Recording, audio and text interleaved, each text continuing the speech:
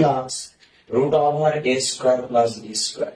তো আমাকে এই 1 নম্বর প্রশ্নটাতে চেয়েছে ক্ষুদ্রতম মান। এখানে এক্স দিয়ে আছে, এখানে ধরো থিটা দিয়ে আমি ফর্মুলাটা ইউজ করেছি, দুটোর মানে এখানে একই বোঝাবে। তো ক্ষুদ্রতম মান যেহেতু বের করতে বলেছে, তাহলে ক্ষুদ্রতম মানের ফর্মুলাটা কি? ক্ষুদ্রতম মানের ফর্মুলা হচ্ছে C minus root over a square plus B square. ওটার সাথে যেটা আমরা তুলনা করি, তাহলে দেখবো যে এ এর জায়গায় 6 আছে, বি এর জায়গাতে 8 আছে, সি এর জায়গায় 11 আছে। আমরা যদি বসিয়ে দিই, তো সি মানে 11 মাইনাস রুট ওভার এ মানে 6 স্কোয়ার, বি মানে 8 তার স্কোয়ার।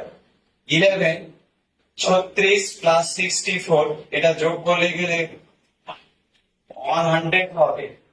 তাহলে আমরা তার বর্গমূল 10 পাবো। 11 থেকে 10 মাইনাস করলে গেলে 1। তাহলে 1 আমাদের যে ডি অপশন,